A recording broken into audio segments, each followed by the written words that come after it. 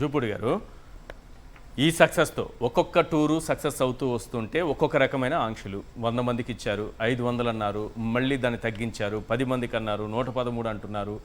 ఇది రాను రాను ఈ ఆంక్షలు పెరిగిపోతూ వెళ్తాయి, డెఫినెట్గా వెళ్తుంది. ఈ సక్సెస్ తర్వాత నెక్స్ట్ ఏదైనా టూర్ ఉంటే మాత్రం దానికి చాలా కఠినమైన ఆంక్షలు ఉంటాయి. ఇలాగే ఆంక్షలున్నా వెళతారా? ఇలాగే సెక్యూరిటీ ఇవ్వకపోయినా వెళతారా? భవిష్యత్తు ఎలా ఉండబోతుంది? సార్, మీరు ఇదంతా చూసిన తర్వాత అంటే దాదాపు ఈ 11 నెలలుగా, ఒక నెల 2 నెలలు వాళ్ళు కామ్గా ఉన్నట్టున్నారు. 11 నెలలుగా ఈ రాష్ట్రంలో ప్రతిపక్షం మీద కన్నేసినటువంటి పాలకపక్షం కన్నేసింది. అంటే ప్రతిపక్షాన్ని కట్టడి చేయాలి, అలా కన్నేసినట్టు కన్ను కొట్టడం కాదు.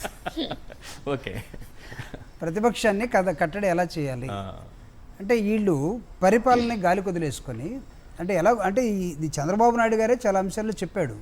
నేను ఏదో అనుకున్నాను, ప్రామిస్ ఇచ్చారు, కానీ ఇప్పుడు లోపలికి వచ్చిన తర్వాత నాకు కూడా అర్థం కావట్లేదు, నేను సలహా ఉంటే ఇవ్వండి అని అడుగుతున్నాడు. ఆయన పాపం చాలా స్పష్టంగా ముందన్నాడు. అప్పుడైతే నేను చెప్పాను, నాకు తెలుసు మీకు ఎందుకు చెప్పాను అప్పుడు, మీరు పడ్డారు బొట్లో, బట్ ఇప్పుడు మాత్రం నేను చేయలేకపోవచ్చు అనేది వచ్చిన తర్వాత ప్రతిపక్షం ఏం చేయాలి?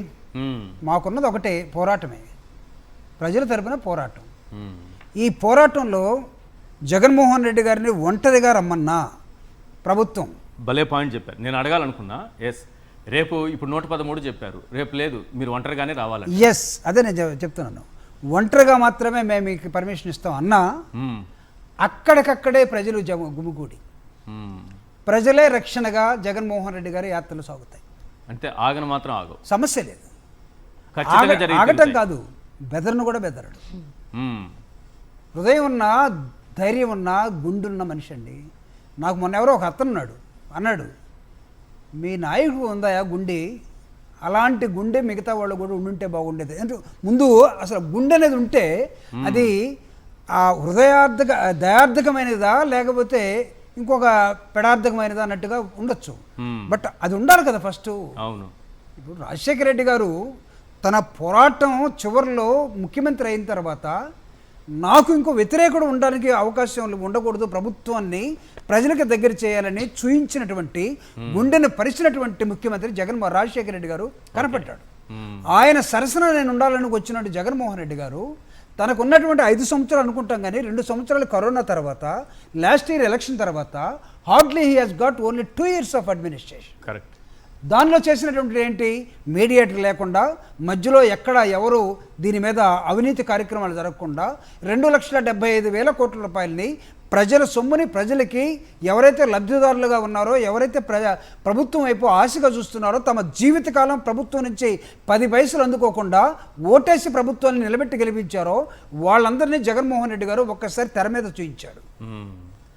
ఆ ప్రజలు ఈరోజు మా కార్యకర్తలని భయపెట్టినా, ఇందాక చంద్రబాబు నాయుడు గారు, మన చంద్రశేఖర రెడ్డి గారు చెప్పినట్టుగా నోటీసు ఇస్తే భయపడ్డారు కొంతమంది, అరెస్ట్ చేస్తే స్టేషన్లో ఉన్నారు. ఇదే విధంగా మాకెందుకులని ఇళ్లలో వాళ్ళు కూడా కొంతమంది ఉండొచ్చు, కానీ కొందరు వచ్చారట్టుగా నోటీసులు ఇచ్చినందుకే వచ్చారంట. 75 years ఓల్డ్ ఒక జెంటల్మెన్ చెప్తా ఉన్నాడు. అవును. అంటే కానీ ప్రజలు భయపడటం లేదు. ప్రజలు నెల్లూరు అనేకమైన అంశాల్లో మనం చరిత్ర పుట్టలో చూసినట్లయితే నెల్లూరు చాలా సౌమ్యంగా కనబడుతుంది, చాలా నాజుగ్గా కనబడుతుంది, కానీ అవసరం వచ్చినప్పుడు వాళ్ళ శక్తి సామర్థ్యాలని ఉద్యమ రూపంలో చూపిస్తారు. అనేకమైన ఉద్యమాలకి నెల్లూరు ఒక ప్రత్యేకమైన ప్రాంతం. నెల్లూరులో ఎవరు కదలరులే, నెల్లూరు అంతా కాముగా ఉంటారు. జగన్మోహన్ రెడ్డి గారిని నెల్లూరు పోయిన తర్వాత అసలు మనుషులే రారు అని అనుకుంటే మీకు కనపడటం లేదా మిర్చి అడ్డే అంశంలో ఏం జరిగిందో? అవును. మీరు ఇచ్చినటువంటి ఒక చెత్త వాహనాన్ని వేసుకొని పోతుంటే అది ఒకసారి మధ్యలో ఆగిపోయింది, ఇంకో వెహికల్ వెళ్ళాల్సి వచ్చింది. మీరు ఎవరు రావద్దని అనుకుంటే బాగా తీవ్రంగా ఉన్నటువంటి ఎండల్లో మిర్చి అడ్లోకి వెళితే మీరు ఊపిరి పీల్చుకోలేము. ఆ కారం దానిలో కూడా జగన్మోహన్ రెడ్డి గారు మేము భయపడ్డాం. పక్కన ఉన్న వాళ్ళు ఏమవుతుంది, అక్కడ వచ్చే జనం కానీ నాయకుడు కానీ ఏమవుతుందని భయపడ్డాం, కానీ ఎక్కడ కూడా చలించలేదు. అక్కడి నుంచి స్టార్ట్ అయిన ప్రయాణం మిర్చి ఆట దగ్గర నుంచి పొదిలి దాకా, పొదిల్లో పొగాకు, ఓకే, నీకు అక్కడ ఉన్నటువంటి సత్తెనపల్లిలో ఒక కమ్మ కులానికి చెందినటువంటి వెంకటేశ్వరరావు గారి కొడుకు నాగమల్లేశ్వరరావు, అతను వైస్ సర్పంచ్. అతని దగ్గరికి ఎందుకు వెళ్ళాలి? అతను కమ్మ కదా మనం కదా అని అంటే జగన్మోహన్ రెడ్డి గారు అక్కడి నుంచి ఒక సందేశం ఇచ్చారు, మీరు గుర్తుందో లేదో. ఎస్ ఈ రాష్ట్రంలో కమ్మ వాళ్ళు ఎవరైనా ఉన్నట్టయితే వాళ్ళని వాడుకొని పైకి వెళ్ళింది మీరు, వాళ్ళని నా పార్టీలో పెట్టుకొని పదవులు ఇచ్చి ప్రజాసేవకు వాడుకుందని నేను చెప్పాను. కరెక్ట్.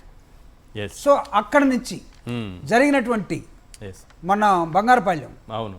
అక్కడ నిన్న నారాయణ స్వామి గారు, ఇందాక చంద్రశేఖర్ రెడ్డి గారు చెప్పారు, నారాయణ స్వామి గారు నిన్న జరిగిన మా మీటింగ్లో ఒక అంశాన్ని చెప్పాడు ఆయన.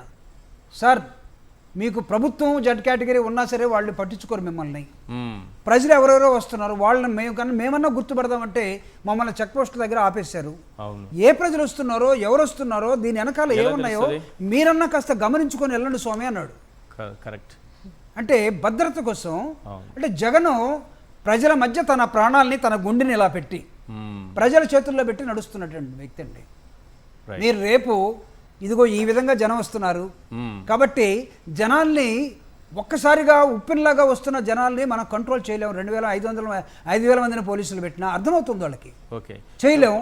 కాబట్టి జగన్మోహన్ రెడ్డి గారికి కావాలంటే ఇంకొక 2,000 మందిని పోలీసులను పెట్టి రేపు అతను ఒక్కడనే పొమ్మందాం, ఏమవుతుందో చూద్దాం అని ఒక ల్యాబ్ టెస్ట్కి ప్రభుత్వం వచ్చింది అనుకోండి, ల్యాబ్ టెస్ట్కి వచ్చింది అనుకోండి, then what is going to happen, can I tell you? Litmus test. Litmus test very nice వచ్చింది అనుకోండి. సో దెన్ ప్రజలే తనకు అండగా. అందుకే జగనే జనం, జనమే జగన్. ఏ గోతులు తవ్వినా ఆయన పర్యటనలు జరుగుతాయి, ఖచ్చితంగా ఆయన వెళ్తారు. ఏ అడ్డంకులు పెట్టినా వెళ్తారు. వాళ్ళు ఎన్ని చెప్పినా సరే, ఎన్ని చేసినా వెళ్ళడం guarantee. It is going to be Newton's third law. Right.